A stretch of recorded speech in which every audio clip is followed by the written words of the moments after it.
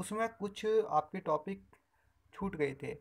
ठीक है, इन सभी टॉपिक को आज इस वीडियो में डिस्कस करेंगे और आपके जो सेकंड चैप्टर आपके हिसाब से कोई सा भी चैप्टर हो सकता है। ठीक है, तो चैप्टर का नाम ये है ईंधन है। ईंधन से कुछ टॉपिक थे तो आज डिस्कस करेंगे। और जो अगला आपका जो चैप्टर आएगा, ठीक है, तो उसको भी डिस्कस करेंगे। ओके, तो यहाँ पर डिस्कस करते हैं ईंधन से संबंधित कुछ परिभाषाएं हैं। पहली परिभाषा है न्यूनतम अथवा सैद्धांतिक ऑक्सीजन। ठीक, ये क्या होती है? तो रासायनिक समीकरणों की सहायता से ठोस, द्रव या गैसीय ईंधन की इकाई शक्ति के पूर्ण दहन के लिए, मतलब शक्ति आप इंग्लिश में बोल सकते हैं मास, ठीक है ना, के पूर्ण दहन के लिए आवश्यक ऑक्सीजन की शक्ति मास न्यूनतम अथवा सैद्धांतिक ऑक्सीजन कहलाती है। ठीक है ना, तो ये आपकी इसकी डेफिनेशन हुई। सेकंड है न्यूनतम अथवा सैद्धांतिक वायु क्या होती है? तो ये क्या होती है? ईंधन की इकाई शक्ति के पूर्ण दहन के लिए, मतलब ये क्या है? ईंधन की इकाई शक्ति के पूर्ण दहन के लिए ऑक्सीजन की न्यूनतम शक्ति या मास के आधार पर गणना द्वारा ज्ञात की जाती है। वायु की शक्ति को न्यूनतम अथवा सैद्धांतिक वायु कहते हैं। ओके, नेक्स्ट है दहन उत्पादन क्या होता है?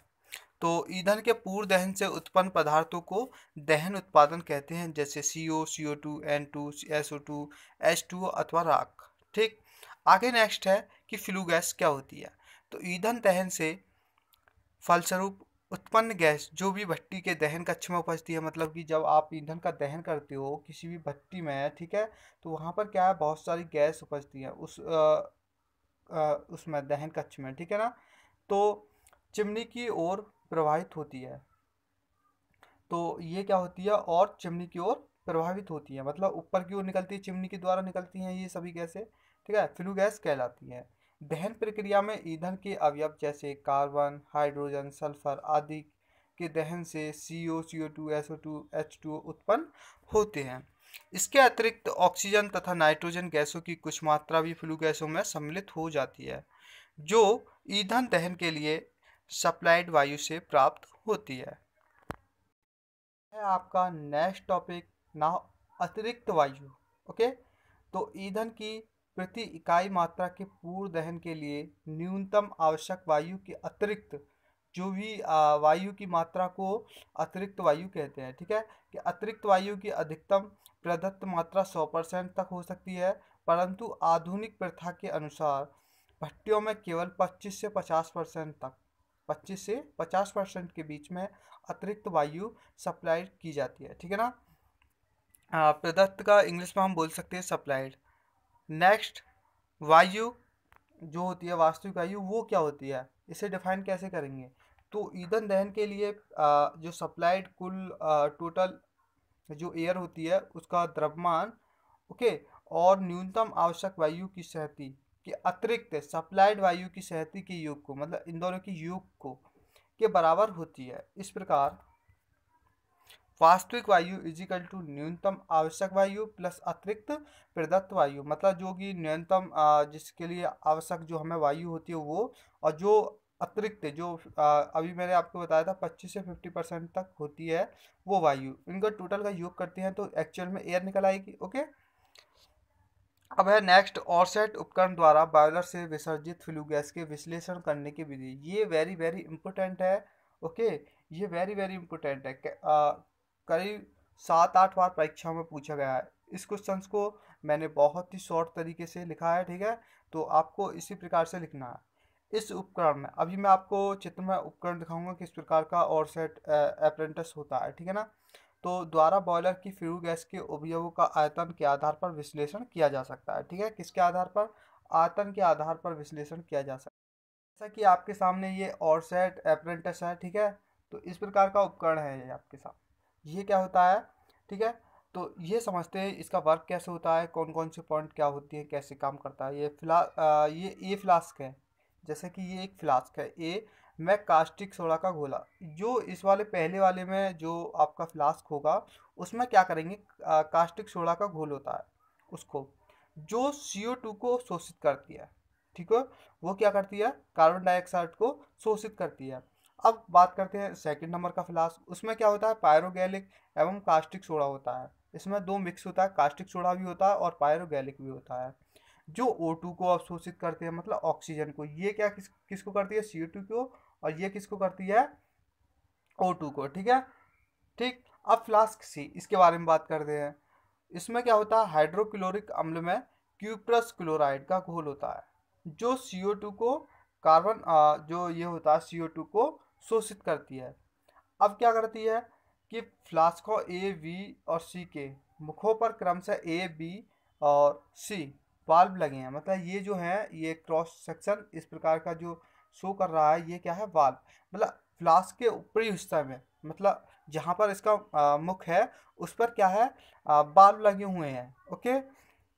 डी एक 3 वे वाल्व है, जो ये डी है, यहाँ पर बॉयलर की फ्लू गैस यहाँ से होकर निकलती हैं, तो यहाँ पर भी एक वाल्व लगा दिया जाता है। ठीक है, इसे क्या बोलेंगे, 3 वे वाल्व।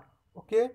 अब देखो, प्रयोग करने के लिए सर्वप्रथम सभी वाल्वों को बंद करके केवल वाल्व डी को वायुमंडल में खोलते हैं। मतलब इनका यदि हम प्रयोग करते हैं तो इनका तो बंद करेंगे, ठीक है, इसको खोल देते हैं इसका प्रयोग करने के लिए, वायुमंडल में खोलते हैं। अब फ्लास्क ई को ऊपर करते हैं, ई को, जो फ्लास्क पॉइंट ई है, यहाँ से ई को ऊपर करते हैं, मतलब पानी गिरते हैं और ऊपर करते हैं। ठीक है ना। अब वायुमंडल में खोलते हैं, अब फ्लास्क ई को ऊपर करते हैं, जिससे उसमें भरा पानी नली डी में आ जाता है। जैसा कि आप इसको ऊपर करोगे, पानी जब ये यहाँ पर नीचे है, ठीक है, सपोज नीचे है ये, अब आप इसको ऊपर कर दोगे तो यहाँ से जो इसमें पानी भरा हुआ वो यहाँ पर आ जाएगा। ठीक है ना, ये वही चीज़ कह रहा है। ठीक। भरा पानी नली डी में आ जाता है और इसमें भरी पूर्व गैस या वायु को बाहर निकाल देता है। ठीक। अब वाल्व डी को फ्लू गैस में खोल देते हैं और फ्लास्क ई को तब तक नीचे लाया जाता है जब तक कि 100 सेंटीमीटर की पावर 3 फ्लू गैस का नमूना नली डी में चूसित हो जाए। ठीक है, चूसित को यहाँ पर बोलेंगे कंप्रेस। ओके। नाव वाल्व डी को फ्लू गैस तथा वायुमंडल में बंद कर देते हैं। अब जो आपका जो वाल्व डी है, उसको फ्लू गैस तथा वायुमंडल में बंद कर देते हैं। ठीक है, जो वाल्व यहाँ पर था इस प्रकार से, वो अब क्या कर देंगे, उसको बंद कर देंगे। ठीक है, फ्लू गैस का नमूना डी से फ्लास्क ए में पहुँचता है। अब देखो, यहाँ से डी से ए में पहुँचता है, यहाँ पर देखते हैं डी से ए में पहुँचता है, मतलब यहाँ से यहाँ पर पहुँचता है। ओके, डी से ए में पहुँचता है।